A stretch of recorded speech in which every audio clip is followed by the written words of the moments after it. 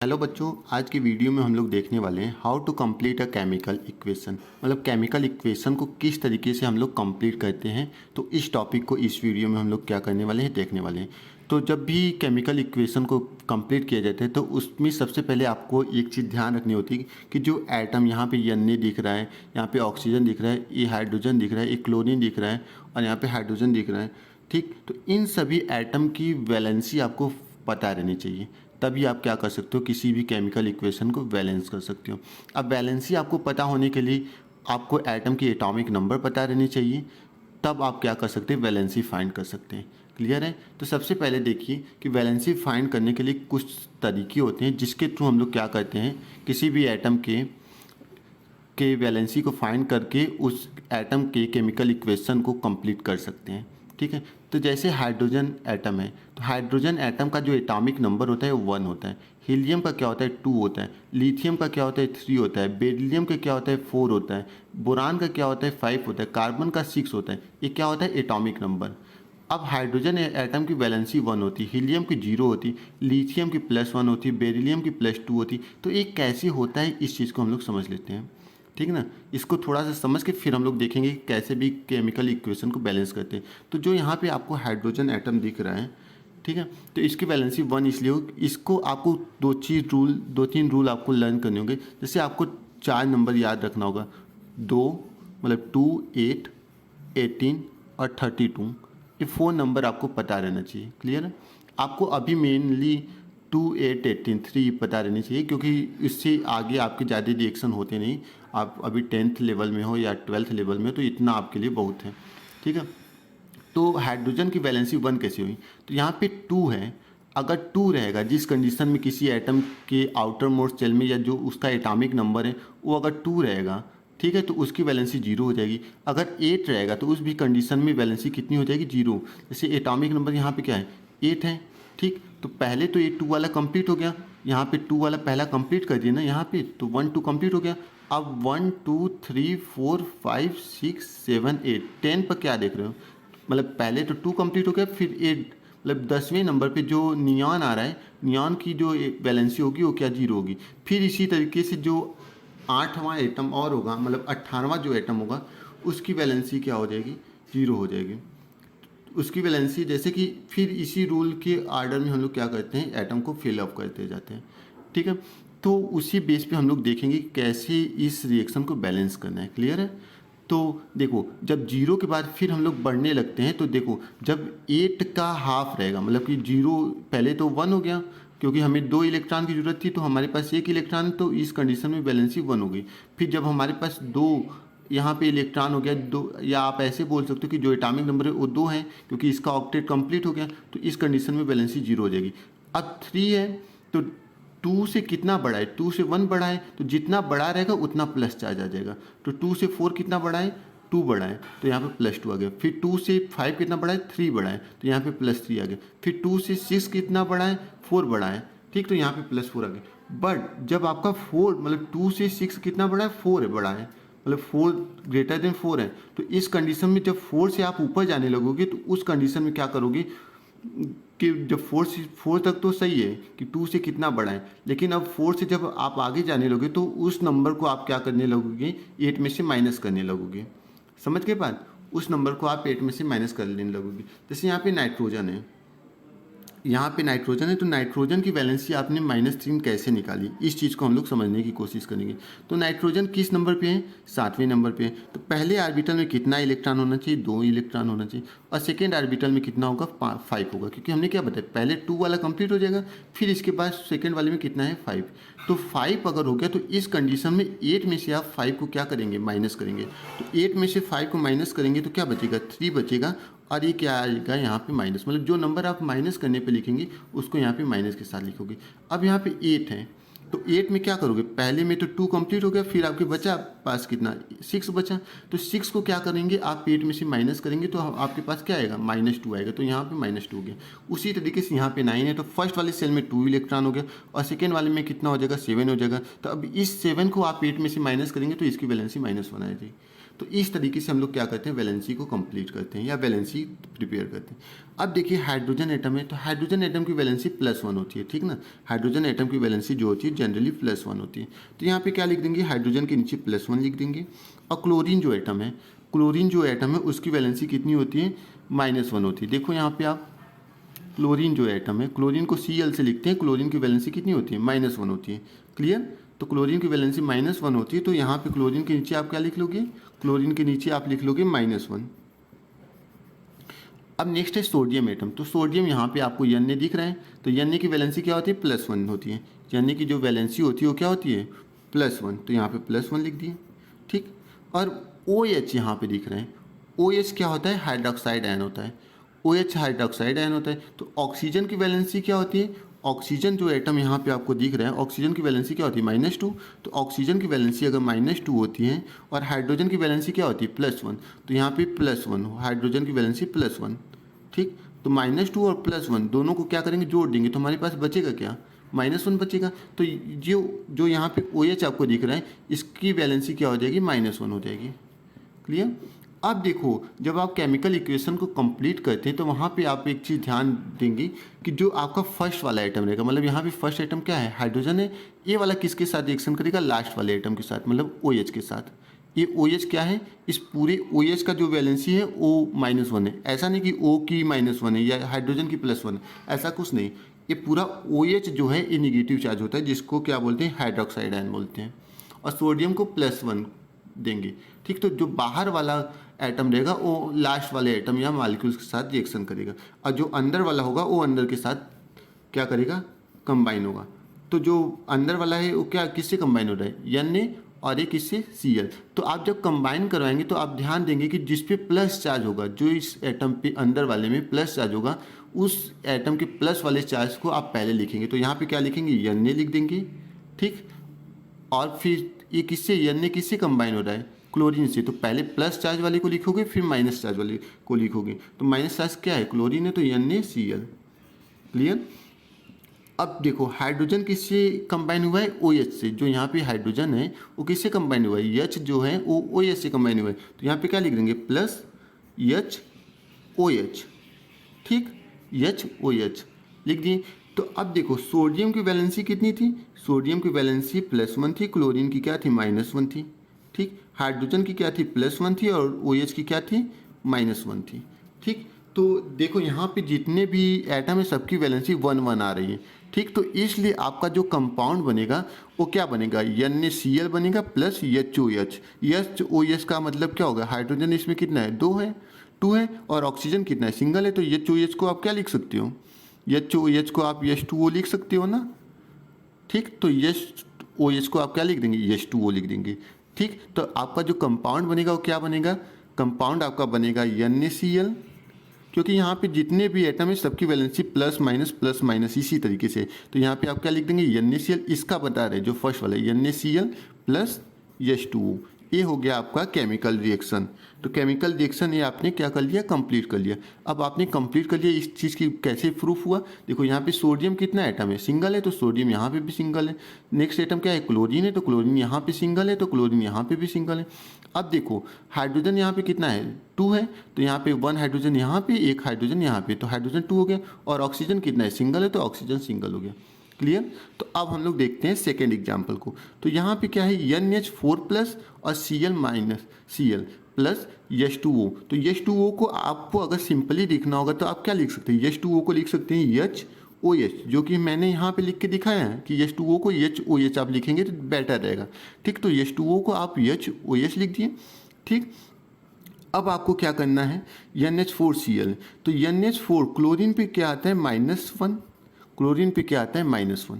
Clear. और hydrogen पे क्या होता है, यहाँ पे जब H और OH में ब्रेक किए तो हाइड्रोजन जो है उसकी वैलेंसी क्या होगी, +1 होगी, और OH जो है उसकी वैलेंसी क्या हो जाएगी, -1 हो जाएगी। क्लियर। अब यहाँ पे NH4 है, तो NH4 की वैलेंसी क्या होगी, कैसे पता लगेंगे, सिंगल कंडीशन में तो आपने बता दिया कि क्लोरीन की -1 होती है, हाइड्रोजन की +1 होती है, OH की -1 होती है, लेकिन NH4 इसका वैलेंसी, इस पूरे का वैलेंसी आप कैसे फाइंड करेंगे। तो इसके लिए आपको एक तरीका जानना होगा। इसके लिए जो तरीका है, नाइट्रोजन जो एटम है उसका एटॉमिक नंबर कितनी होती है। तो नाइट्रोजन की एटॉमिक नंबर क्या है, नाइट्रोजन यहाँ पे है, इसकी एटॉमिक नंबर कहाँ पे है, 7 पोजीशन पे है।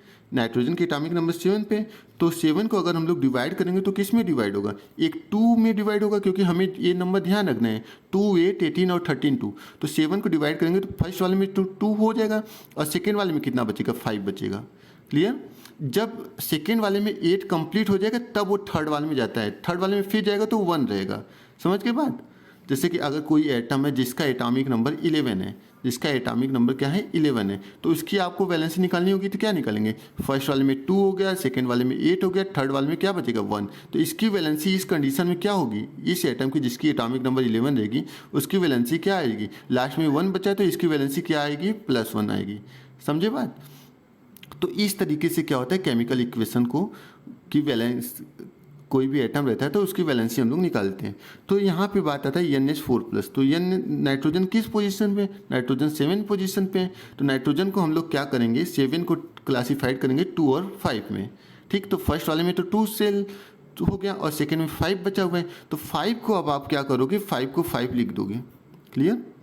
अब सेकेंड एटम क्या है, जो सिंगल एटम, जैसे NH4 दिख रहा है तो इसमें नाइट्रोजन सिंगल एटम तो है, तो उसके लिए नाइट्रोजन के लिए आप ये कंडीशन फॉलो करोगे, जो सिंगल एटम रहेगा उसके आउटर मोस्ट सेल में जो इलेक्ट्रॉन रहेंगे, मतलब पहला तो ये 2 कंप्लीट हो गया, इसका आउटर मोस्ट सेल में कितने इलेक्ट्रॉन है, 5 इलेक्ट्रॉन है, तो इस 5 वाले को आप क्या करेंगे, लिख लेंगे। फिर हाइड्रोजन यहाँ पे, तो हाइड्रोजन कितना मालिक्यूल से 4 है, ये 1 हाइड्रोजन पे कितना चार्ज होता है, +1 होता है। यहाँ पे आपको क्या बताया हमने, हाइड्रोजन पे कौन से चार्ज होता है, +1 होता है। देखो यहाँ पे बताया था ना आपको, तो हाइड्रोजन पे +1 चार्ज होता है, तो हाइड्रोजन मालिक्यूल्स यहाँ पे कितना है, 4 है। हाइड्रोजन मालिक्यूल्स यहाँ पे 4 है, तो एक हाइड्रोजन पे +1 हो गया तो 4 मालिक्यूल्स पे कितना होगा, +4 होगा। ठीक। अब जो नाइट्रोजन है इस वैल्यू को आप ये अगर +4 आ गया तो जो नाइट्रोजन है सॉरी यहाँ पे देखो, तो इस कंडीशन में आप क्या करेंगे, नाइट्रोजन जो है उसकी 5 आ गई और इसकी +4 आ गई। तो जो 5 है उसमें से आप +4 को माइनस करेंगे, तो 5 - 4 करेंगे तो आपके पास क्या बचेगा, 1 बचेगा। 1 क्या है, +1 है, क्योंकि 5 तो प्लस है ना, तो इसमें से +1 बचा है तो NH4 की क्या आ जाएगी, +1 आ जाएगी। क्लियर। अब जो बाहर वाला आइटम है वो किससे कंबाइन करेगा, बाहर वाले आइटम से, मतलब बाहर वाला NH4 किससे कंबाइन करेगा, OH से कंबाइन करेगा, और जो ए वाला H है वो किससे कंबाइन करेगा, इस क्लोरीन से कंबाइन करेगा। तो NH4 जो बाहर वाला आइटम है वो किससे कंबाइन किया, OH से कंबाइन कर लिया। ठीक, तो OH से कंबाइन करके यहाँ पे OH लिख देंगे। ठीक, और जो अंदर वाला आइटम है हाइड्रोजन ने ये किससे कंबाइन कर लिया, Cl से कंबाइन कर लिया, तो यहाँ पे क्या बन गया, HCl बन गया। अब NH4 पे क्या आता है, +1 आता है, और OH पे क्या आता है, -1 आता है, हाइड्रोजन पे क्या आता है, +1 आता है, और क्लोरीन पे क्या आता है, -1। तो सबकी वैलेंसी 1 1 1 1 आई है। तो इस कंडीशन में जो कंपाउंड आपका बनेगा उस पर आपको कोई भी चेंज नहीं करना है, मतलब जब सारे आइटम की वैलेंसी सेम रहती है तो कंपाउंड भी वही बनता है जो कि आपने यहाँ पे लिखा हुआ है। केमिकल इक्वेशन को थर्ड को देखते हैं। तो यहाँ पे H2 हाइड्रोजन है और यहाँ पे सल्फर और ऑक्सीजन है। तो हाइड्रोजन पे क्या आता है, +1 आता है। हाइड्रोजन जो एटम यहाँ पे दिख रहा है इस पे +1 आता है, और ये क्या हो जाएगा, सेकेंड मालिक्यूल्स हो जाएगा। तो सल्फर जो होता है वो किस नंबर पे होता है, सल्फर जो होता है तुम्हारा 16 पोजीशन पे होता है। देखिए यहाँ पे सल्फर की जो पोजीशन होती है वो किस नंबर पे है, यहाँ पे यस दिख रहा है ना आपको, तो सल्फर की पोजीशन 16 नंबर पे। इस 16 का मतलब क्या हुआ, 16 का मतलब ये हुआ कि अगर फर्स्ट वाले में हम लोग 2 इलेक्ट्रॉन को लिखेंगे और सेकेंड वाले में लिखेंगे 8 इलेक्ट्रॉन को, तो अब हमारे पास कितना इलेक्ट्रॉन बचेगा, 6, क्योंकि 2 + 8 + 6 ऐड करेंगे तो हमारे पास कितना होगा, 16 हो जाएगा। तो 2 8 और लास्ट वाले में कितना बचा, 6 बचा। तो अब इस पूरे की अगर हमें वैलेंसी निकालनी होगी, इस SO4 पूरे की, तो हमने क्या बताया था, हमने बताया था कि जो आउटर मोस्ट सेल में जो इलेक्ट्रॉन रहते हैं, जैसे कि नाइट्रोजन वाले केस में बताया था, वैसे ही सल्फर वाले केस में देखिए आउटर मोस्ट सेल है उसमें कितने इलेक्ट्रॉन आ रहे हैं, 6 इलेक्ट्रॉन आ रहे हैं। तो हमने क्या कर दिया, यहाँ पे 6 पुट कर दिया। और ऑक्सीजन कितना मालिक्यूल्स है, 4 मालिक्यूल्स, और सिंगल मालिक्यूल्स की जो वैलेंसी आती है, तो सल्फर की जो वैलेंस आउटर मोस्ट सेल है उसमें 6 इलेक्ट्रॉन है। तो जो सल्फर की है उसके आउटर मोस्ट सेल में 6 इलेक्ट्रॉन है। अब तो उसका जो आउटर मोस्ट सेल में जो इलेक्ट्रॉन रहता है उसको आप क्या करेंगे, यहाँ पे लिख देंगे। और ऑक्सीजन की जो वैलेंसी होती है वो कितनी होती है, -2 होती है। ऑक्सीजन की वैलेंसी -2, ऑक्सीजन एटम यहाँ पे आपको दिख कितना रहा है 4, तो 4 का मल्टीप्लाई 2 में करेंगे कितना आ जाएगा -8। क्लियर।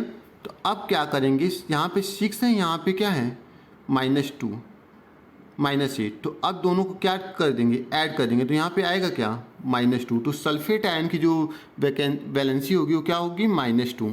अब यहाँ पे NH4 प्लस दिख रहा है, तो NH4 की आपने वैलेंसी +1 निकाली थी, कैसे निकाली थी ये आपको मैंने पहले बता ही चुका है। और OH की क्या होती है -1 होती है, तो यहाँ पे -1 पुट कर देंगे। ठीक, ये चीज़ आपको ध्यान रखना है। अब जो बाहर वाला एटम है वो बाहर के साथ कंबाइन करेगा और जो अंदर वाला है वो अंदर के साथ कंबाइन करेगा। ठीक, तो हाइड्रोजन और ऑक्सीजन और हाइड्रोजन, मतलब जब भी किसी मालिक्यूल्स में आपको हाइड्रोजन और ऑक्सीजन मिलेंगे तो आप समझ लो कि वो वाटर बनाएगा। तो यहाँ पे आपको क्या लिख देना है, वाटर लिख देना है। क्लियर। फिर प्लस जो अंदर वाले हैं वो क्या है NH4 और SO4 है, तो यहाँ पे NH4 पे क्या है प्लस चार्ज और SO4 पे -2, तो जो प्लस वाला रहेगा उसको आप पहले पुट लिखेंगे। तो यहाँ पे NH4 ये पहले हो गया और SO4 है जो उसको आप बाद में लिखोगे। क्लियर। अब क्या करेंगे, NH4 पे आपके पास कौन सा चार्ज है +1 और SO4 के पास कौन सा है -2।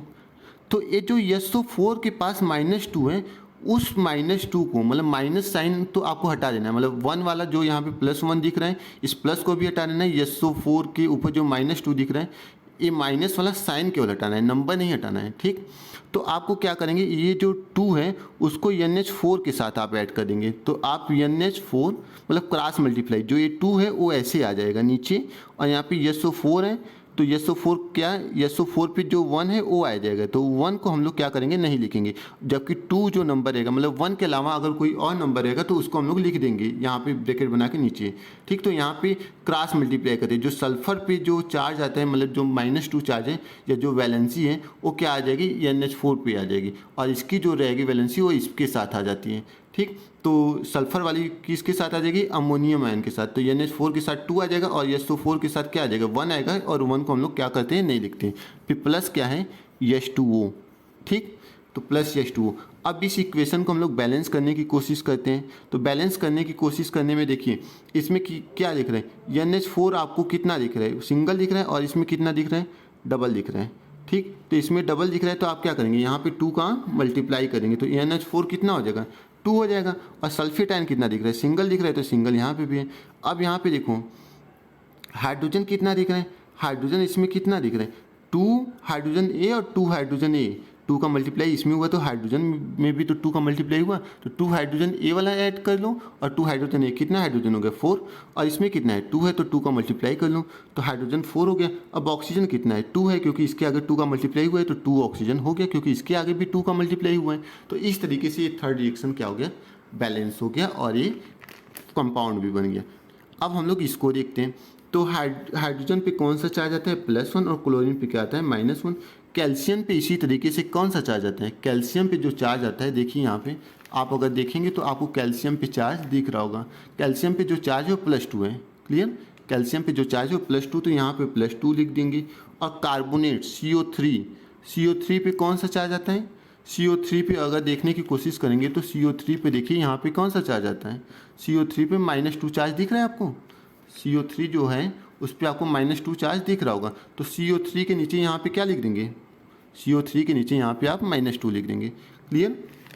अब चार्ज हमने कैसे निकाला है ये आपको मैंने प्रैक्टिस करके बता दिया। अब जो बाहर वाला एटम रहेगा वो किसके साथ कंबाइन होगा, बाहर वाले के साथ, और जो अंदर वाला रहेगा वो अंदर के साथ।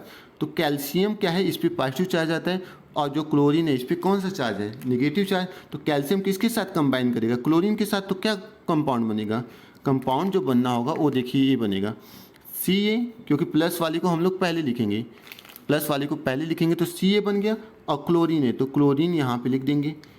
ठीक है, अब देखो यहाँ पे हाइड्रोजन है, यहाँ पे CO3 है, तो हाइड्रोजन पे क्या है प्लस चार्ज है और CO3 पे क्या है -2, तो हाइड्रोजन को पहले लिख देंगे और CO3 को क्या करेंगे बाद में लिख देंगे।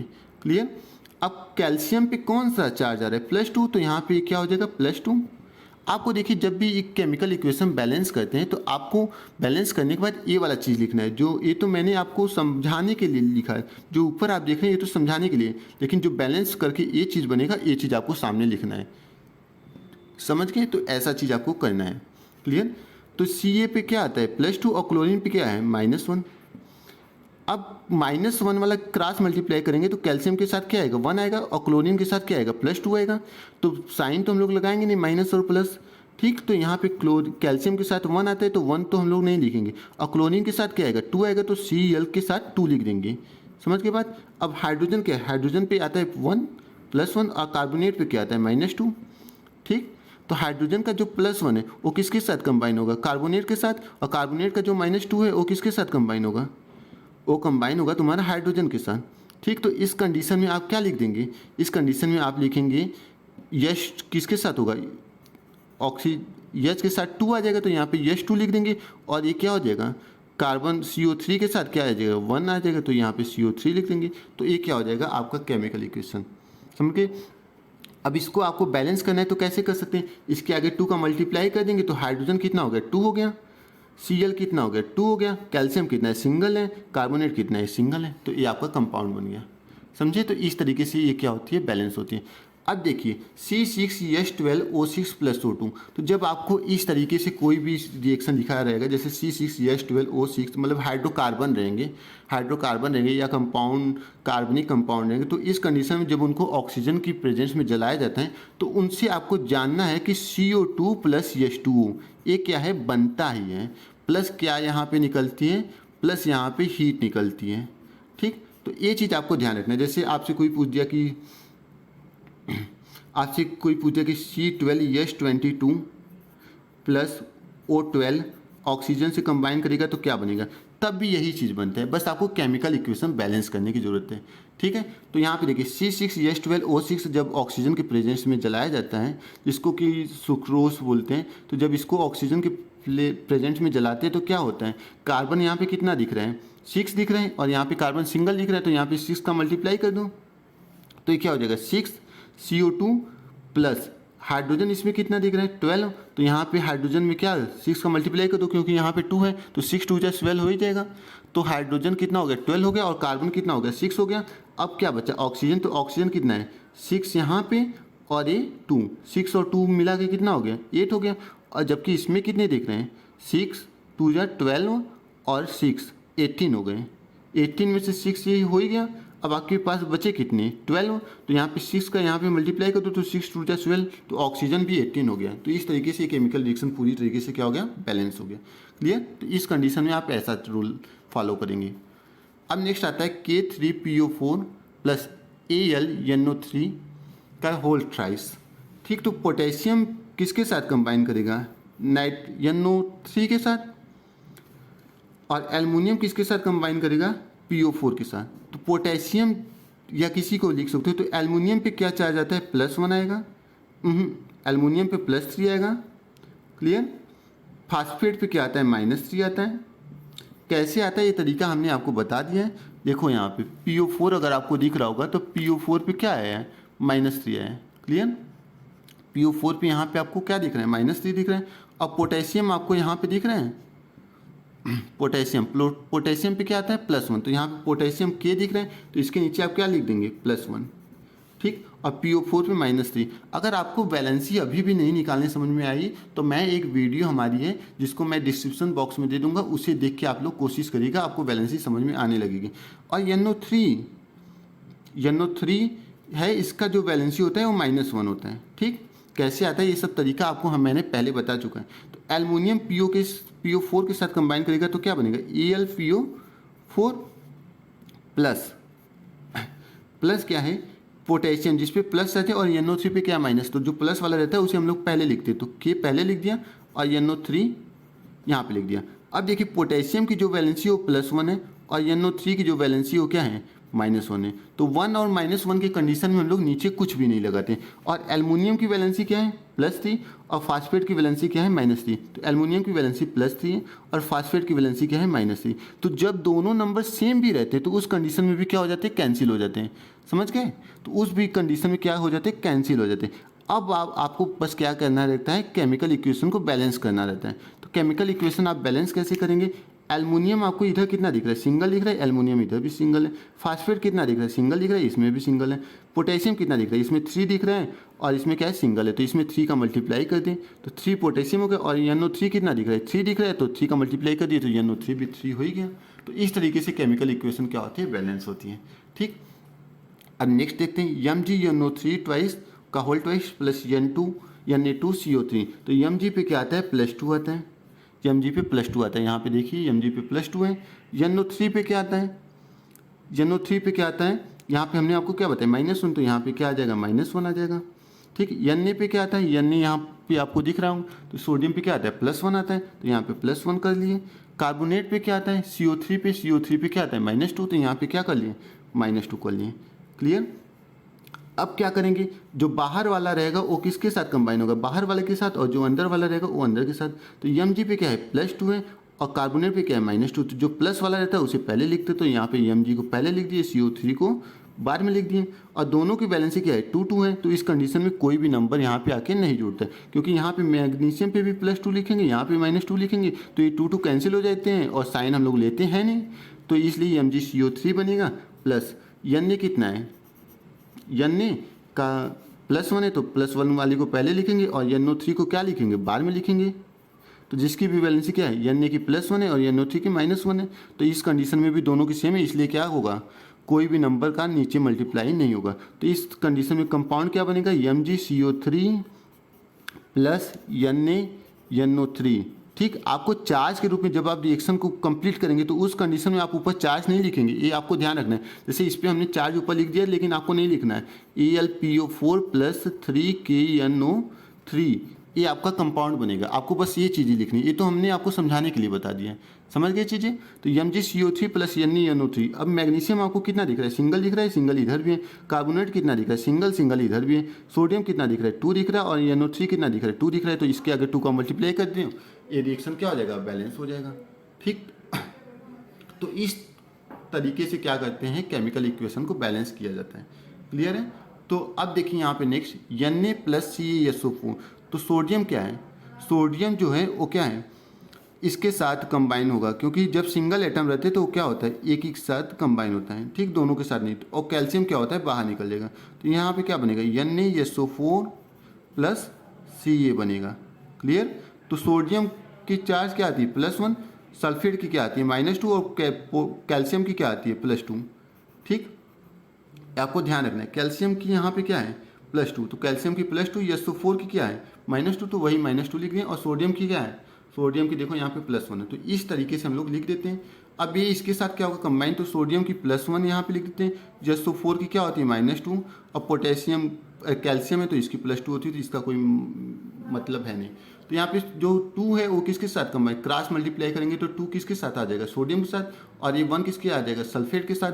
तो Na2SO4 प्लस C। ठीक, तो इस तरीके से क्या होता है, कंपाउंड बनता है। अब देखिए नेक्स्ट क्या है, एल्युमिनियम है। तो एल्युमिनियम पे यहाँ पे हमने कौन सी चार्ज दिखाई, एल्युमिनियम पे हमने दिखाया हुआ है कि एल्युमिनियम यहाँ पे आपको दिख रहे हैं, एल्युमिनियम कहाँ गया, यहाँ पे है एल्युमिनियम। एल्युमिनियम पे कौन सा चार्ज है, +3 है, तो यहाँ पे क्या लिख देंगे, +3। क्लोरीन पे क्या होता है, -1 होता है, तो -1 लिख दिए। अमोनियम पे क्या होता है, +1 होता है। फास्फेट पे क्या होता है, -3 होता है। अब देखिए हमने क्या बताया कि बाहर वाला जो रहेगा वो आपका बाहर वाले के साथ, और जो अंदर वाला रहेगा वो अंदर वाले के साथ क्या होगा, कंबाइन होगा।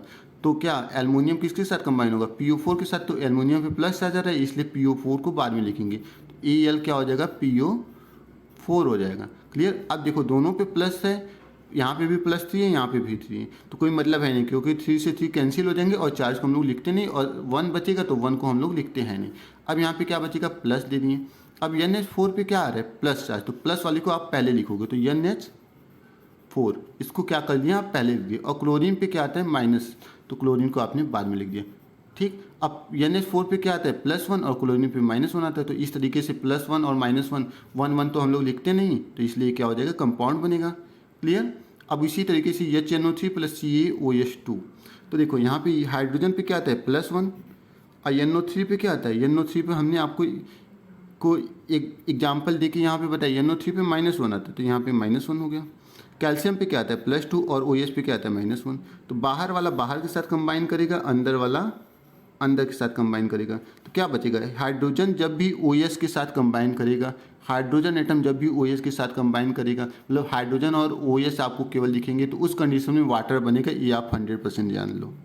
ठीक, फिर प्लस Ca किसके साथ कंबाइन करेगा, NO3 के साथ, तो Ca क्या हो जाएगा, NO3 हो जाएगा। ठीक, अब देखो कैल्शियम पे कौन सा चार्ज आता है, कैल्शियम पे कौन सा चार्ज आता है, +2, तो यहाँ पे क्या लिखेंगे, +2 लिखेंगे। और नाइट्रेट पर कौन सा चार्ज आता है, -1, तो यहाँ पे -1 लिख देंगे। अब कैल्शियम के साथ कोई किसका मल्टीप्लाई होगा, -1 वाले का, और नाइट्रेट के साथ किसका मल्टीप्लाई होगा, 2 के साथ। ठीक, क्योंकि क्रॉस मल्टीप्लाई होता है, कैल्शियम का इसके साथ कंबाइन करेगा और NO3 2 के साथ कंबाइन करेगा। क्लियर है, तो ऐसा होगा इसमें। तो कैल्शियम 1 के साथ कंबाइन करेगा तो 1 तो हम लोग लिखते नहीं, तो Ca लिख देंगे। NO3 2 के साथ कंबाइन करेगा तो NO3 का whole twice. Clear, plus H2O है तो H2O को वैसे लिख दिए। अब कैल्शियम इधर आपको सिंगल दिख रहा है तो सिंगल, NO3 आपको यहाँ पे कितना दिख रहा है, यहाँ पे NO3 आपको कितना दिख रहा है, NO3 आपको सिंगल दिख रहा है, यहाँ पे NO3 डबल दिख रहा है, तो इधर आपको 2 से मल्टीप्लाई करना होगा। तो NO3 यहाँ पे 2 हो गया, यहाँ पे भी 2 हो गया। अब हाइड्रोजन आपको कितना दिख रहा है, हाइड्रोजन आपको 2 यहाँ पे 2 यहाँ पे 4 दिख रहा है। ठीक, तो यहाँ पे 2 से आप मल्टीप्लाई कर लेंगे, तो हाइड्रोजन यहाँ पे 2 ये वाला हाइड्रोजन, 2 ये वाला हाइड्रोजन 4 हो गया, तो हाइड्रोजन 4 हो ही गया। ऑक्सीजन कितना दिख रहा है, 2 का मल्टीप्लाई हुआ है ना बाहर से, तो 2 ऑक्सीजन हो गया, तो 2 ऑक्सीजन हो गया। तो इस तरीके से ये जो हमारा केमिकल रिएक्शन है वो क्या हो गया, पूरी तरीके से बैलेंस हो गया। तो इतना मुझे उम्मीद है कि आपको पूरी तरीके से समझ में आ गया होगा। अब मैं आगे कुछ आपको एग्जाम्पल दे रहा हूँ जो कि आप होमवर्क के रूप में करके ज़रूर कमेंट के रूप में भेजेंगे। ठीक है, तो इसने जो यहाँ पे 15 क्वेश्चन है, 11, 12, 13, 14, 15, इन पांचों क्वेश्चन का आप लोग स्क्रीनशॉट ले लो। इसको आप कंप्लीट करके आप किसी भी तरीके से हमारे कमेंट करके भेजेंगे कि सर मुझे समझ में आ गया, मैं कंप्लीट कर पा रहा हूँ। ठीक है, ये आपको होमवर्क है, आप लोग ईमानदारी से कंप्लीट करने की कोशिश करिएगा। नेक्स्ट आप और देख लो 16 से 20 तक, ये भी आप क्या करेंगे, होमवर्क के रूप में, जिसको आप लोग कंप्लीट करके दिखाने की कोशिश करेंगे। तो इसका भी स्क्रीनशॉट आप लोग ले लीजिए। इतने जितने भी यहाँ पे क्वेश्चन है सबका स्क्रीनशॉट लेकर आपको कंप्लीट करके दिखाना है। तो उम्मीद है कि आपको ये टॉपिक पूरी तरीके से समझ में आ गई होंगी। ठीक है, तो आप लोग कंप्लीट करके जल्दी से भेजिएगा, हम आपका इंतज़ार करेंगे। Thank you. अगर आपको वीडियो पसंद आई होगी तो आपको चैनल को सब्सक्राइब कर लेना और वीडियो को लाइक ज़रूर करना है।